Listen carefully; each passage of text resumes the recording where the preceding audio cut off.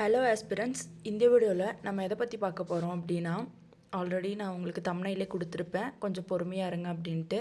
Because TNPSC old question பேப்பரை analyse பண்ணதில் நான் ஆல்ரெடி சொல்லியிருந்தேன் இல்லைங்களா, தமிழ் தகுதி தேர்வில் வந்து நமக்கு கொடுத்துருக்க சிலபஸ் ரிலேட்டடான டாபிக்ஸ் அதுலேயும் கவர் ஆகுது அப்படின்ட்டு.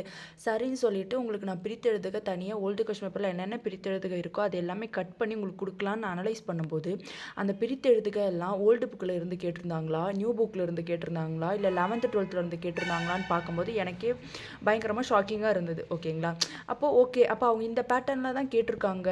நம்மளுக்கு கொடுத்துருக்குற சிலபஸில் இருக்கிற டாபிக்ஸ் வந்து ஆல்ரெடி அவங்க கண்டக்ட் பண்ணியிருக்காங்க எக்ஸாம்.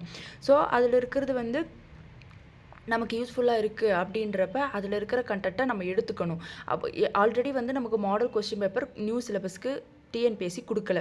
ஸோ அப்போ அவங்க நமக்கு கொடுத்துருக்குற சிலபஸ் ரிலேட்டட் ஆல்ரெடி எக்ஸாம் நடத்தியிருக்காங்களான்னா நடத்தியிருக்காங்க. அதுலேருந்து நான் வந்து அனலைஸ் பண்ணதில் நிறைய கொஸ்டின்ஸ் வந்து நியூ புக்லேருந்து தான் கேட்டிருக்காங்க. அதை நான் வந்து உங்களுக்கு வித் ப்ரூஃபோட நாளைக்கு உங்களுக்கு நான் ஒரு வீடியோ அப்லோட் பண்ணுவேன். ஓகேங்களா, இப்போ பிரித்து எழுத்துக்க 6th நம்ம முடிச்சாச்சு, இன்னும் 7th 8th 9th 10th இருக்குது. அது கொடுக்கறதுக்கு முன்னாடி நான் என்ன யோசித்தேன் அப்படின்னா, கொஸ்டின் எந்த பேட்டர்னில் கேட்குறாங்க, எங்கேருந்து கேட்குறாங்க, எப்படியெல்லாம் கேட்குறாங்க அப்படின்னு நான் அனலைஸ் பண்ணும்போது எனக்கு ஒரு ஐடியா கிடச்சிது. அப்போது அந்த ஐடியா உங்களுக்கு நான் ஷேர் பண்ணேன் அப்படின்னா உங்களுக்கு இன்னும் படிக்கிறதுக்கு ரொம்ப ஈஸியாக இருக்கும். ஓகே, இப்படி தான் கேட்டிருக்காங்க அப்படின்னு உங்களுக்கு ஒரு ஐடியா கிடைக்கும். அதனால தான் பொறுமையாக இருங்கன்னு சொல்லியிருக்கேன். கண்டிப்பாக நாளைக்கு உங்களுக்கு நான் வந்து இப்போ பிரித்து எழுதுக அப்படின்னு சிலபஸில் இருக்கிற டாபிக் வந்து ஸ்கூல் புக் வைஸில் எப்படி கேட்குறாங்க அப்படின்னு சொல்லிட்டு அந்த கொஸ்டின் ஸ்கூல் புக்கில் எங்கே இருக்குன்னு சொல்லி அதை கட் பண்ணி அந்த கொஸ்டின் கீழே உங்களுக்கு நான் வந்து வச்சு இதுதான் இங்கே இருந்தால் கேட்டிருக்காங்க அப்படின்றது வித் ப்ரூஃபோட உங்களுக்கு நான் நாளைக்கு ஒரு வீடியோ அப்லோட் பண்ணுறேன். அதை பார்த்து ஓகே இப்படி தான் கேட்டிருக்காங்கன்னு சொல்லி உங்களுக்கு ஒரு ஐடியா கிடைக்கும். அந்த மாதிரி படிச்சிங்க அப்படின்னா கண்டிப்பாக சொல்கிறேன் சிலபஸையும் முடித்த மாதிரி இருக்கும்.